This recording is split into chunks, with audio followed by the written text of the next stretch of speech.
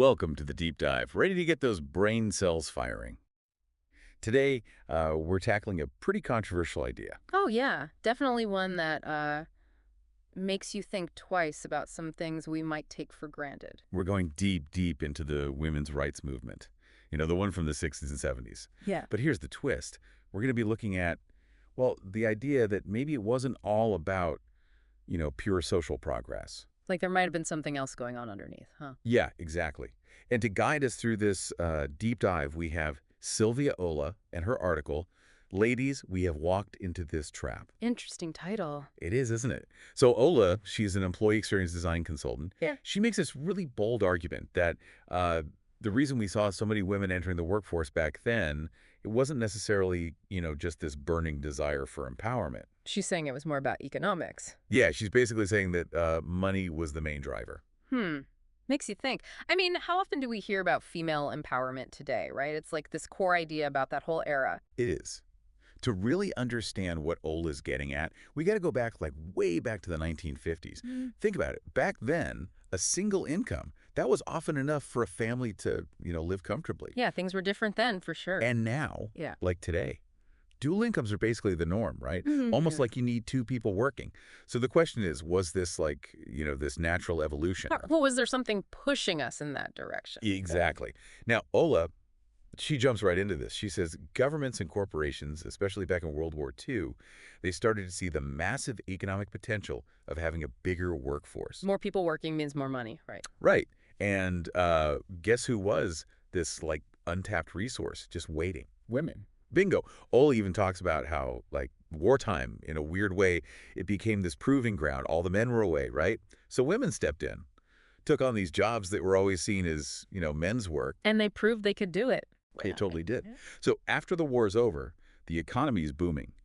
Businesses, they need more consumers, more people buying stuff, and, of course, more workers to keep this whole thing going. Keep that growth rolling, right? So how do you do that? How do you, tap into this huge potential workforce?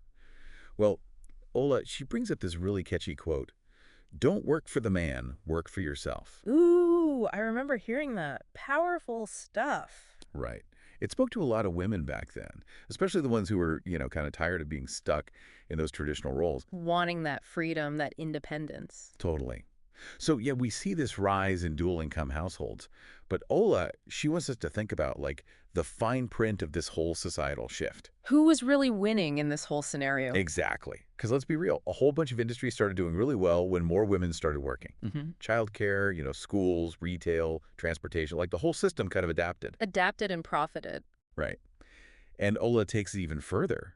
She links all this spending power to the fact that, the cost of living started to go up too, like houses, interest rates, taxes, all the things that supposedly two incomes were going to help with. But then those things become more expensive because more people have money, so everyone needs a second income. Exactly. It's like this crazy catch-22. Yeah. You're told you need to work to be financially secure, but then the way things are set up makes it feel like you're always chasing that security, always one step behind. Always needing more. And then on top of all of that, Ola points out this other problem. It's like this double burden a lot of women still deal with. They're working these full-time jobs, but they're also a lot of times still doing most of the, housework and childcare. So you had this idea of empowerment through, making your own money, but then the reality is more complicated. Way more. It's like we were sold this perfect picture, but the reality isn't as, freeing as we maybe thought it would be. Definitely not black and white. No, not at all. And then Ola gets into the actual language we use to talk about female empowerment. She says it's almost always framed in terms of, money and economics. It's all about the economic power of women. Right. She even pulls up all these examples like headlines and initiatives from, big global organizations, the UN, the World Bank, the OECD. What are they all about? The economic power of women. Interesting how that phrasing keeps coming up. Right. It's the only thing that matters. And, I'm not saying economic empowerment isn't important. It is. It gives women choices, right? Absolutely. Opportunities they might not have had before. For sure. Opens doors.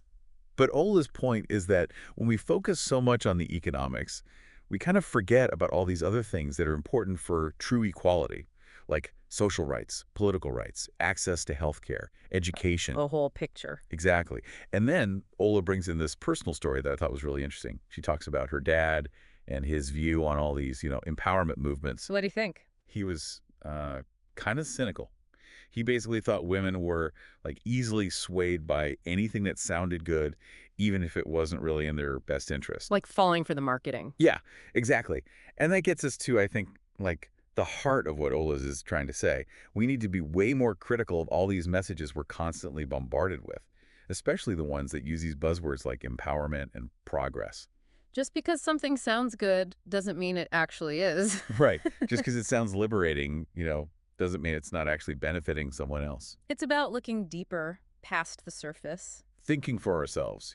Absolutely. It's like they dangle this shiny thing in front of you, this idea of, freedom and being your own boss. But then behind the scenes, the whole setup might not be so freeing after all. Yeah, kind of like buying something that's got this amazing ad campaign, but then you read the fine print and you're like, wait a minute. Ola's article really makes you realize how important it is to, think for yourself. Don't just accept everything at face value.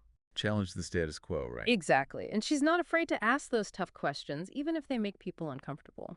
She does bring up some good points, though. Like, she does acknowledge that a lot of women have benefited from, going to work. Oh, yeah, definitely. Financial independence is huge, right? It's given so many women the ability to, pursue their dreams. Totally. But it's like she's saying, okay, that's great, but let's also look at the downsides. What are the trade-offs? What's the full picture? Are there other ways we could organize things that might be better for everyone, not just, a select few? Right. What would those alternatives look like? If we're saying this current system isn't perfect, how could we do things differently? That's the big question, isn't it? I think a big part of it has to do with recognizing how valuable care work is, both in families and in society in general. It's like that work is invisible right now. Like it's not valued, even though it's so essential. Totally. We can't have a functioning society without it. And if we're talking about true equality, we have to find ways to support the people who are doing that care work, right? Whether it's for kids or older parents or anyone who needs help. It's almost like our society right now, it's all about being a productive worker above all else. Hmm. And we haven't really figured out how to value the work of caring for other people. Right. And that work is so emotionally demanding. It's deeply personal. So yeah, things get complicated because then we're talking about a whole shift in like societal values and structures. It's not just changing a few laws, it's changing how we think about things. Changing mindsets. Challenging these deep-seated assumptions about what kind of work is actually valuable. It's a big task, for sure. Yeah. But at least Ola's article, it's got people talking, making us think about how we define these ideas of progress and empowerment. What do they actually mean in our lives? It's like a reminder that real progress, it means questioning everything, even the things that seem like, obvious wins. Looking beyond the surface, right? Asking who benefits. What are the potential costs?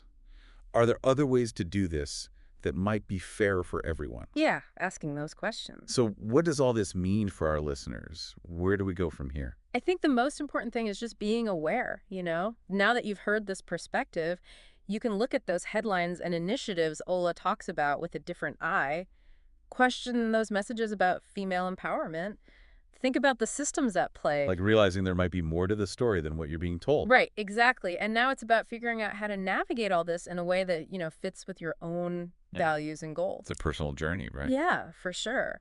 But the more we talk about these things, the more we share different points of view, the closer we get to creating a society that actually values and supports everyone, no matter what their gender is or how much money they make. So Ola's saying the system benefits from women working.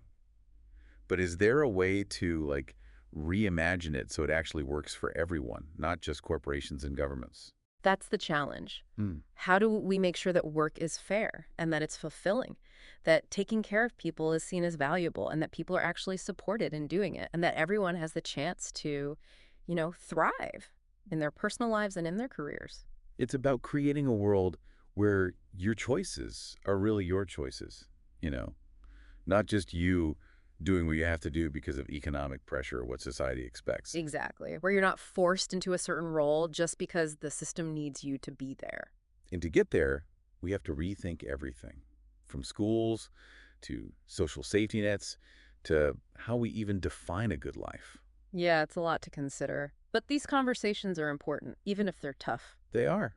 Because we don't have to just accept things the way they are. Yeah. The way things are set up now, it's not necessarily the best way forward. Sometimes you have to question everything to make things better. I like that. Question everything.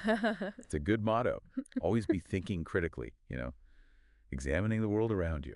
And remembering that we all have a part in shaping the world we want. We're not just, passively accepting things. We're active participants. And when we speak up, when we question things, when we demand better, that's how we create a world that's more just, more equitable for ourselves and for the future. It's like we're all in this giant experiment, and, we can actually change things if we don't like the results. We Yeah. just have to, accept the way things are. Yeah, and once you realize that you do have that power to question, to say, hey, we can do better, it changes everything. It's like you can't go back. It feels like we've only scratched the surface here. There's so much more to this whole topic. Oh, for sure. And that's what's so cool about these deep dives. It's not about having all the answers. It's about getting the conversation going, asking those questions that really make you think, even after the episode's over. So we want to hear from you. What are you thinking about all this? Do you buy what Ola's saying? What kind of alternatives do you see, to make things more equitable? Share your thoughts, your experiences, what you hope for, what worries you. Let's keep talking about this. Because ultimately, this isn't just about, economics or women's rights. It's about building a society that works for everyone, a society that gets how interconnected we all are and finds solutions that benefit all of us. Right. We got to move past these simplistic us versus them mindsets, like men versus women or whatever. What happens to one group, it affects everyone, right? We're all in this together. Exactly. We rise and fall together. So as we wrap up our deep dive into Ola's article, it really got me thinking. We want to leave you with one last question to ponder. Okay, hit us with it. So Ola's argument is that this current economic system, it benefits from women working, but it doesn't always have their best interests at heart. So what other models are out there? What could we create that would be more equitable, and more fulfilling for both men and women? Yeah, what would it look like to have work and family and personal fulfillment all kind of in harmony? A world where taking care of others is actually valued, and everybody has a real chance to thrive, not just, based on gender or how much money they make. Let that question really sink in. Challenge those assumptions that you've, maybe always taken for granted. Explore different ideas. Imagine what the future could be if we moved past the limitations of this system and built something truly better. Because we have the power to do that, each and every one of us. Thanks for joining us on this Step Dive. Until next time, keep questioning, keep exploring, and keep pushing for a better world. See you next time.